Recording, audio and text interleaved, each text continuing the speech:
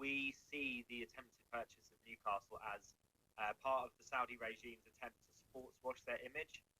That's something which we've a process which we've been documenting as an organisation, which is where a government or a country tries to use kind of the reflected glory of sport to improve a tarnished international image.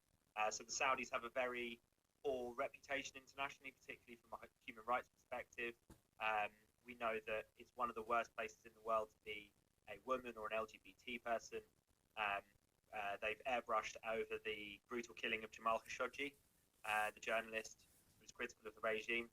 And they've been using sport to try and clean up that image. And purchasing Newcastle is the latest in that line of effort. So what we've been doing is being very clear about the human rights situation in Saudi Arabia and asking the Premier League to consider human rights when they make this decision.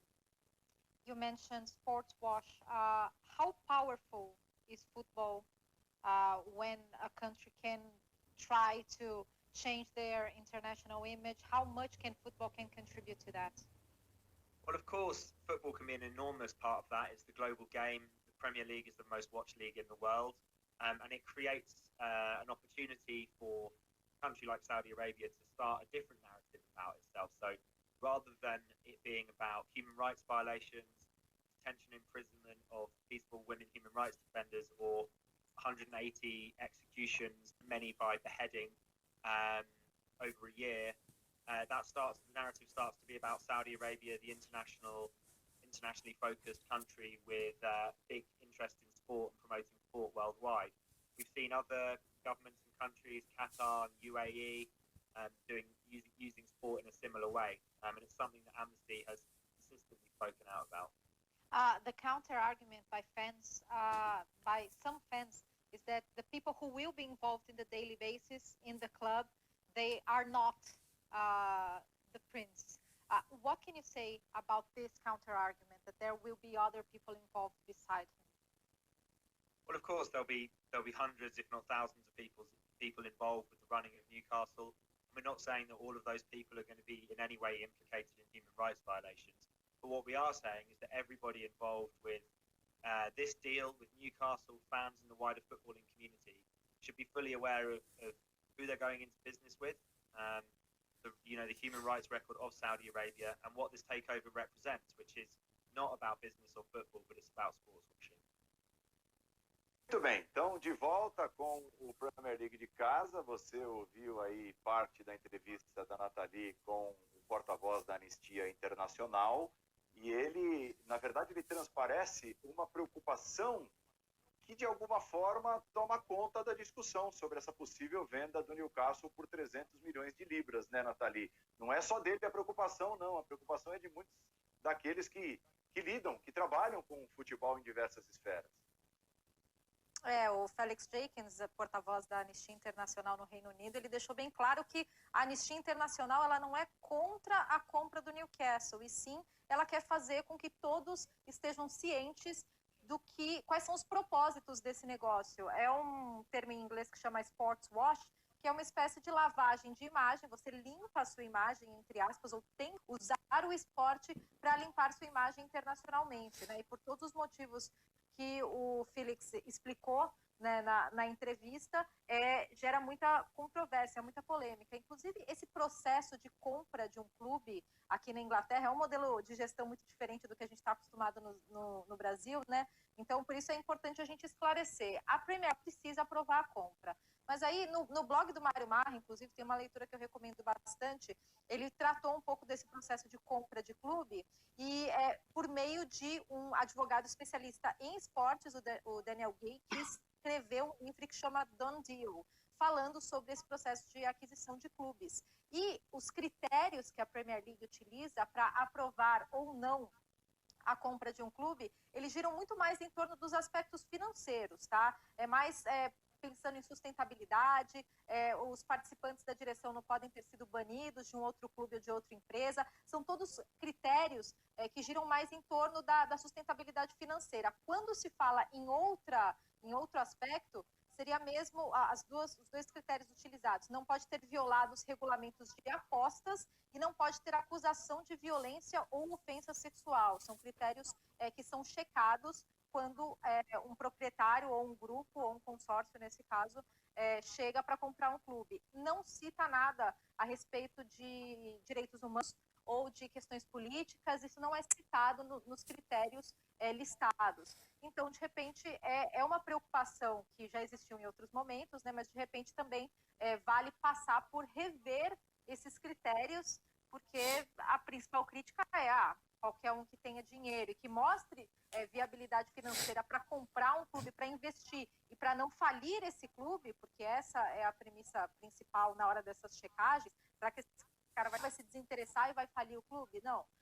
Então, qualquer pessoa que tenha um dinheiro e que mostre um pouco dessa sustentabilidade financeira pode chegar. Será que é isso que os torcedores querem? Será que é isso que a Premier League quer? Né? Então, todas essas questões são muito importantes e a gente tem que fazer. O futebol não é alheio a questões sociais, a questões políticas, a questões internacionais. Muito pelo contrário. E é isso que a Anistia Internacional está mostrando. O quanto o futebol é uma ferramenta poderosa em questões políticas e em questões humanas. Pois é, né, Nathalie? E não seria uma novidade na Premier League, Mauro. Inclusive, nós juntos, já transmitindo jogos do Manchester City, nós cansamos de dizer quem era o responsável pela primeira compra, não tão badalada quanto a última, mas pela primeira compra do Manchester City, quando o City começou a ter a injeção de dinheiro internacional. Era também um ditador, era o Thaksin Shinawatra. Algumas vezes ele aparecia, inclusive, nas tribunas do rádio, sem poder entrar no país. E nós citávamos à época, esse cidadão aí não pode entrar no país dele. Ele está lá curtindo um fish and chips, assistindo o Manchester City, ganhando dinheiro na Inglaterra e tal, aparecendo para o mundo, mas ele não pode entrar, ele está proibido no país dele. Se ele entrar no país dele, ele será preso. Então, é uma prova contundente de que a Premier League não liga a mínima para outras questões, a não ser as econômicas, quando aprova ou desaprova a venda de seus clubes. O Shinawatra comprou o clube em 2008, né? Ele chegou, ele foi o primeiro ministro da Tailândia e tinha várias acusações contra ele, e ainda as tem, né? Ele foi deposto num golpe de Estado, e aí fugiu do país, já tinha muito dinheiro, certamente, logicamente esse dinheiro não estava em bancos locais, e ele é acusado de violação de direitos humanos, perseguição aos opositores do regime, ação aí de uma série de questões de liberdade de imprensa, direito do cidadão, enfim, perseguição, e pulou fora. A irmã dele também chegou a ocupar o cargo e foi acusada de corrupção, enfim. A família bem complicada. E o cidadão apareceu lá na Inglaterra, comprou o Manchester City. Na época, uma coisa que pesou muito foi o fato de ter um estádio, né, um estádio que foi erguido com dinheiro público, o estádio para os Jogos da Comunidade Britânica de 2002, e esse estádio ficou com o Manchester City. Uma operação, comparando, parece a do Engenhão com o Botafogo, né? O Botafogo não o estádio Newton Santos, foi erguido para os Jogos Pan-Americanos de 2007, aqui, no Rio de Janeiro. E depois o Botafogo arrendou o estádio, com o City foi algo parecido. Depois fez melhoramentos, fez ampliação do estádio, essa coisa toda. Então ele assumiu um time numa cidade que tem uma marca muito forte ligada ao futebol, que é Manchester United, ou seja, o outro time que leva o nome Manchester. O nome da cidade é muito conhecido pela música e pelo futebol, né, no mundo inteiro. E logo depois, não demorou muito, ele revendeu com um significativo lucro, né, para o pessoal lá dos Emirados Árabes Unidos, né, Mansur e Companhia Limitada.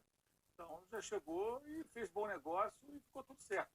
E agora todo mundo acompanha, mas o Manchester City ficou ainda mais rico, né, com contratações mais pesadas, aí disputando títulos, Liga dos Campeões, é bicampeão inglês, essa coisa toda. O time subiu aí desse patamar aí da Premier League e se inseriu entre os grandes. É bom lembrar que o City tinha há algum tempo conseguindo se segurar na primeira divisão, mas ficou um tempo bom na segunda, chegou a jogar a terceira divisão, não ganhava um título há muito tempo e tudo mudou a partir da chegada do dinheiro, primeiro do tailandês e na sequência dos Emirados Árabes Unidos. E realmente ninguém nunca se preocupou. Só que o caso do Thaksin Shinawatra não teve tanta repercussão como agora, porque ele não era um personagem com a que gera a repercussão que gera o Mohammed bin Salman, né, o campeoníssimo lá, o príncipe saudita, né, que está comprando aí, tentando comprar o Newcastle. Então a coisa ficou ali. pouca gente falou sobre isso. Dessa vez temos aí algo de um peso maior, né? E na noite repercute bem mais, as pessoas comentam bem mais, porque é alguém que está constantemente no noticiário. E teve outros episódios do jornalista opositor do regime, crítico do regime, que foi desapareceu na embaixada saudita na Turquia e depois apareceu morto, o corpo dele foi retalhado. E o relatório da ONU de meados do ano passado aponta o Mohammed bin Salman como diretamente envolvido nesse assassinato, nesse crime. Então, quando um cara cercado dessa polêmica que tenta usar o futebol para limpar a imagem que o cerca do país e da sua gestão, é algo que tem que ser discutido, sim. Não sei até que isso pode implicar aí numa dificuldade para que a negociação seja concluída, né? Mas a discussão é extremamente relevante, extremamente relevante. Inclusive, isso mexeu também com direitos de transmissão, né, João Castelo Branco? Tanto que a BeIN, que é um dos canais mais importantes entre aqueles que transmitem o campeonato inglês, ela mandou uma carta à Premier League pedindo para que essa compra não fosse autorizada com o aval do governo, com o aval do Principado. Nos últimos anos, a Arábia Saudita teria assistido ilegalmente aos jogos do campeonato inglês, e isso poderia continuar e talvez até aumentar se a Arábia Saudita, digamos, tivesse um representante na Premier League, se for assim com a venda do Newcastle. Teve esse apelo também, que é um apelo econômico importante de um canal importante recentemente, essa semana, da BeIN. Olha, isso pode pesar muito. Na minha opinião, não deveria pesar mais do que abusos de direitos humanos, né? Mas, como a gente já viu que o dinheiro às vezes fala muito mais alto, isso pode ter um peso muito grande, porque a BeIN Sports, que é o braço esportivo da Al Jazeera do Catar, é o que mais investe em direitos internacionais na Premier League. A gente vê a influência que a BeIN Sports tem aqui no dia a dia na Inglaterra. Então, essa intervenção da BeIN Sports é muito grande. Se vai ser determinante ou não, é difícil a gente saber. Eu acho difícil. Mas a gente vê o tamanho dessa briga, né? Que vem de uma briga diplomática entre a Arábia Saudita e o Catar, já envolvendo política de outra região na briga dessa coisa aqui na Premier League, né? E realmente parece que existe esse canal pirata apoiado pelo regime saudita que copia a transmissão da BeIN Sports para aquela região. Não só pega o sinal deles, mas até a transmissão com os narradores e tudo e bota lá de graça em um outro canal. Mas a gente realmente vê que a Premier League tem que mudar essa regra da maneira que vai avaliar os donos, né? Porque tivemos já vários clubes que tiveram problemas com os donos, clubes que acabaram ficando em problemas financeiros, como o Leyton Orient, Blackpool, Charlton, Portsmouth. É uma lista grande de times que a torcida acabou criticando muito os donos. O próprio Manchester, que, claro, é muito rico, mas parte da torcida detesta os donos porque chegaram endividando muito o clube. Agora, a situação do Newcastle é totalmente diferente. De certa forma,